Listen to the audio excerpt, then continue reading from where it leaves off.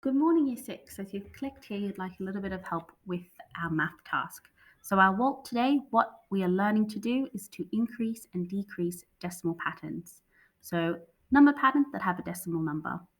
A number pattern are numbers which increase or decrease by the same amount each time. They're a pattern because the same thing is happening again and again. So the situation we've been given is that we have a number sequence which has the number 0.6 and 0.2624 in it. And we need to think, what might that sequence be? All right, so our first step is to list some decimal numbers between 0.6 and 0.624. Now, if I click this hint here, it will represent the number 0.6 as 0.600. That's to make those two numbers look a bit more similar. Now they've got the same amount of numbers with the same place values. The reason I can do this is because when a number ends, every number after that is 0. Right, so for 0.624, after that would be 000 forever, recurring. Right, so now that I've written it like this, it might be a bit easier for me to see that 0.6 is smaller than 0.624 because 0.6 has zeros after it and 0.624 has 24 thousandths after it, or 200ths, 4 thousandths, 24 thousandths, I could also say. So that number is 24 thousandths greater than this number. So the numbers between 0.6 and 0.624, well, let's write 0.600. The next number along would be 0.601, 0.602, and etc., all the way up to 0.624. Right, so how I've written it here, if I'd written that all out, that would have been increasing by 1,000th each time, all the way up to 24 thousandths. So that could be my number sequence, that would work.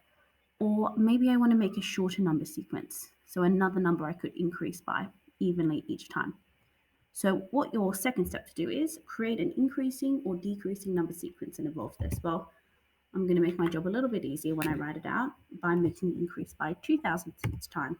So the first number will be 0.600. The next number will be 0.602. I've increased by 2 thousandths. The next number along, 0.604. I've gone up in the same place value each time because remember, a number pattern increases or decreases by the same amount each time. And I will continue that on to 0.624. All right, so that's the number pattern I've chosen. Your next step, you might choose to choose a different one, absolutely fine, even better, is to describe your decimal number sequence and represent it on a number line. So first step, describe it. I will describe it by saying how much it's increasing by each time.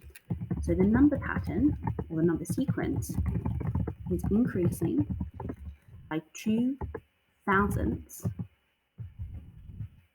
each time. All right, so I've described it. Oh, I've spelled thousandths. Oh, no, it's fine. I've described it, and now I need to represent it. So that next part of the step, the represent part, would be me drawing out a line and writing the numbers 0.6, 0.62, 0.64, etc., all the way to 0.624. Now, when I write that number line, I need to make sure the spaces between each number I write is the same amount. I want my number line to be to scale. Right? I want to show that a representation of those are increasing by an even amount each time. So when you write out your number line, you'll have to think about how long the number line needs to be and how many spaces in between it each time you write a number. Right, once you've done that, take a photo and you upload it.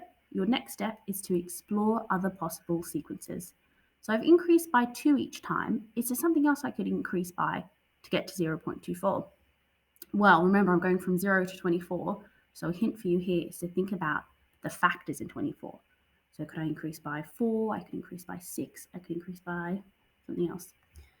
All right, and once you've done that, investigate and give real examples of where you would use numbers up to 3 decimal places. So perhaps something that you would measure, weight of something, or temperature, or seconds in a race. I'll leave that up to you to come up with your own examples.